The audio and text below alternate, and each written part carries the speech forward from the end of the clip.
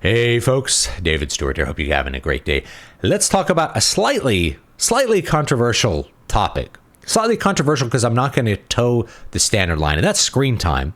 And I'm not going to tell you the standard thing, which is screens bad and kids with screens bad.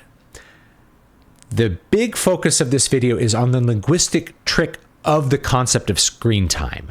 This is a concept that I don't love. I understand why people use it, and I'm not calling you out if you're using the concept of screen time. It's something I saw pop up about 10 years ago when people were talking about kids and technology, and it's like, these tech people don't give their kids any screen time. I'm like, well, what does that mean? Because with the concept of screen time, you're condensing a lot of different things into a screen, right? There's TVs, which are huge. There's iPads, there's phones, there's Nintendo Switch consoles, computer monitors. Those are all different kinds of screens, but we're having some conceptual compression by turning them all into a screen. And we're putting that concept in the bad category. Screen time, bad. Screens, bad. Well, those screens do different things and I think affect us differently.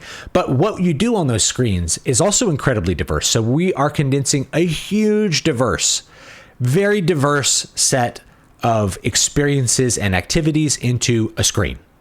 And we're putting it in a bad category. The bad thing, the screen time. What can you do with just your phone, right? You could read a book on your phone, or you could doom scroll Twitter. Now, I actually think there's a place for doom scrolling Twitter.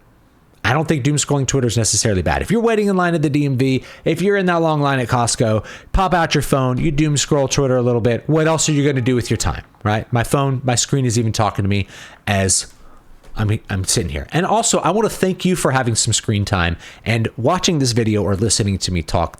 I appreciate you having some screen time. I really, really do.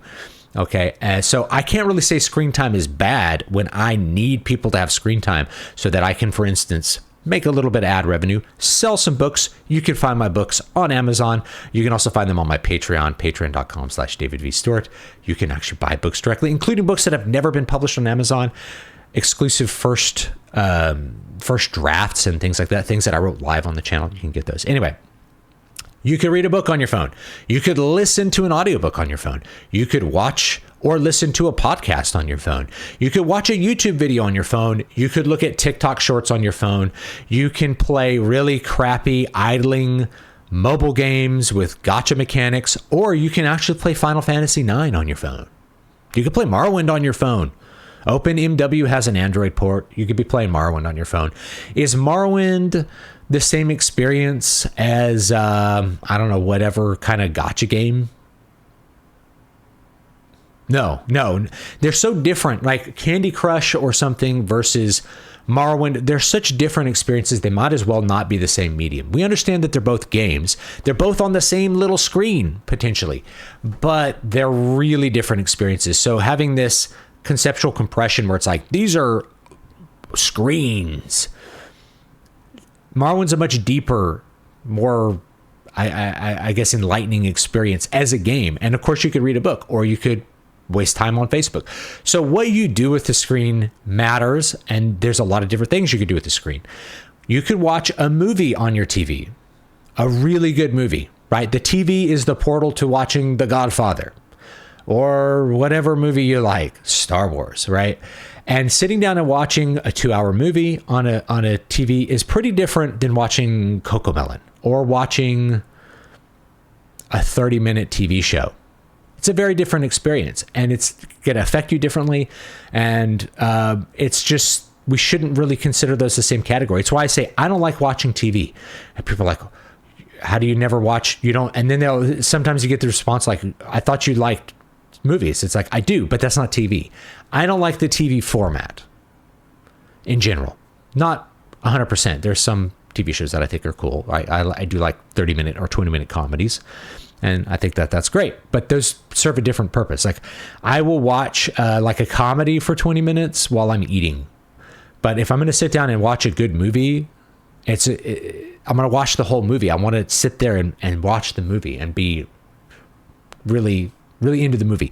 So you can do multiple things with the TV. You can do multiple things with that. You could play a PlayStation game, a really great AAA game you could play on your TV, or you could play garbage, right? So same thing with like a PlayStation. There's bad games on the PlayStation and there's really good games, and it's just up to you to decide which ones you're going to play.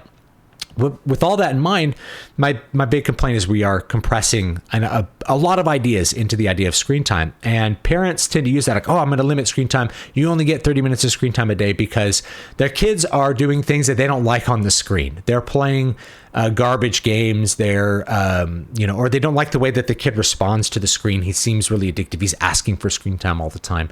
And I understand that. I understand the need to limit whatever things that you feel like are not good for your kids. This is not me criticizing that. It's merely to say there's a lot of different things you could do with the screen that we really shouldn't treat them all the same.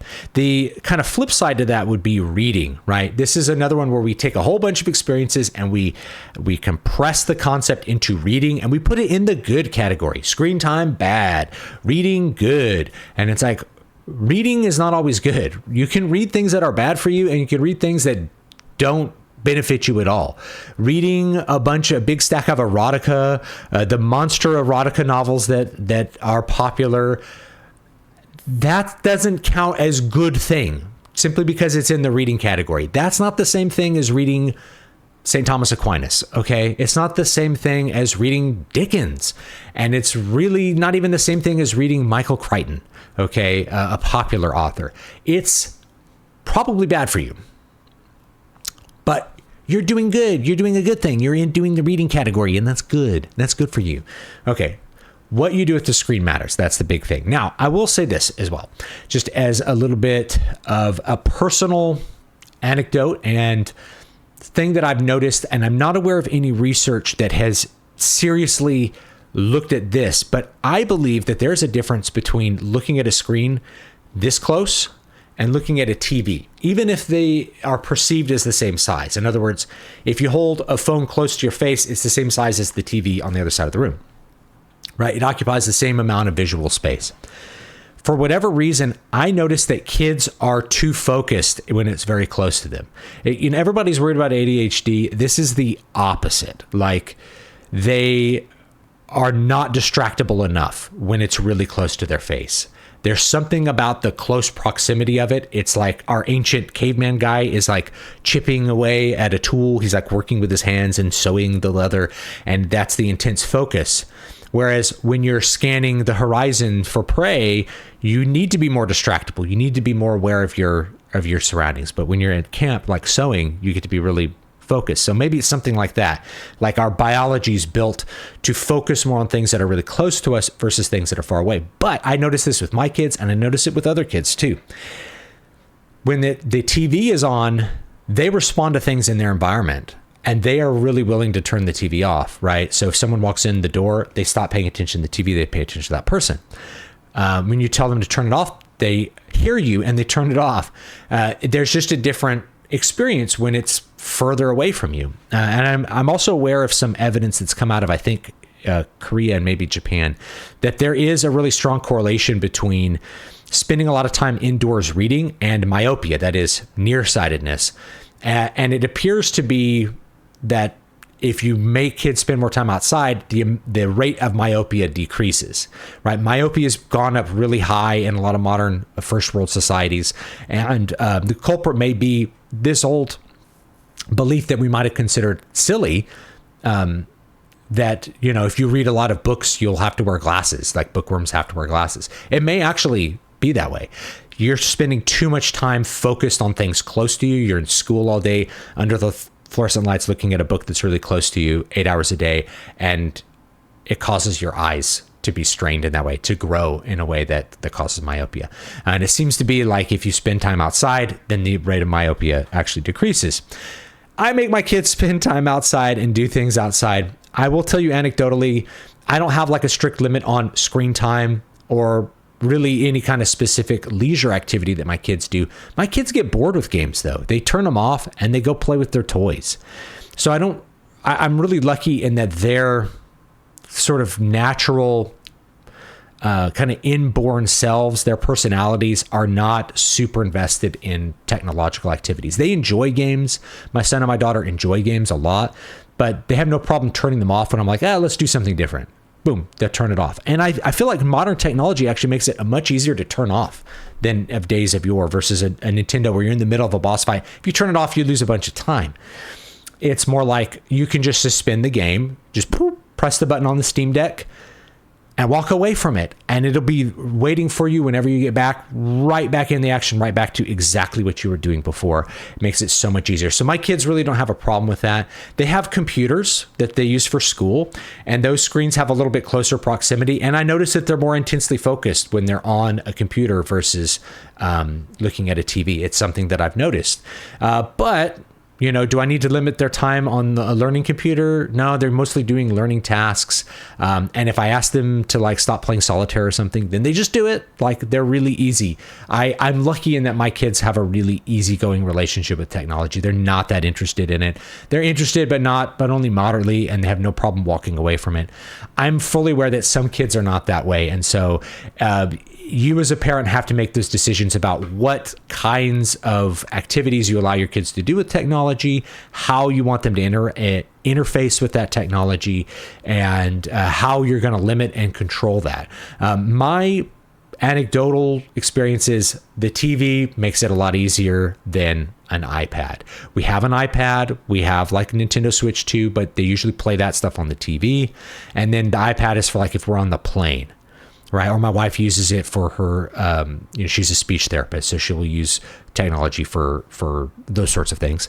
But if we're on a plane, there's no reason to not just look at your iPad and watch some TV shows or watch a movie or something in the plane, or on a long car ride, a really boring car ride. You could play those games and have those close proximity screens, but most of the time they're not spending time with close proximity screens. And I feel like that's made it a little easier for us. But I would love to know your experiences for it. Again, every kid is different. I've met some kids that are so into, say, a Nintendo Switch device that you really have to be no, you can only play 30 minutes a day, because they would spend all day playing, right? Every kid is different. Every kid has more different tendencies that are individual. So you as a parent get to figure that out. My complaint is that we are really just condensing a whole lot of different experiences and concepts into one thing that we're putting in a bad category, which is screen time.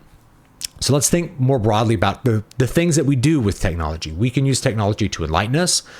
You're watching this video. You can use technology to access, you can go grocery shopping with your phone, right? And that's good. So our technology gives us a lot of really great benefits, but it can also have negative things. So it's learning how to control and limit the negative things, and put them in their positive, or put them in their proper place, like doom scrolling in line or something, and figuring out how to amplify the positive things. You can order my books on Amazon, you can listen to my music online. Your screen is going to be the way that you access my art. And I'm really thankful for that. I want you to have screen time so that you can order King Leper and experience this story, or that you can watch this video and leave me a comment and interact with me and give me information about your experiences in life. Technology connects us in some amazing ways. So it's not all bad. I also think about this with kids as their future is going to be technological. So attempting to enforce, to recreate the 1980s for their childhood benefit, I question how much benefit that'll have. We want them to be familiar with technology, but to have a healthy relationship with technology, not a fearful or addictive relationship with technology. But what you do with it really matters. Playing World of Warcraft is really different from playing solitaire on your computer, just as an example. So leave me your thoughts. I'd love to read them, and I'll check you all next time. Have a great, great day.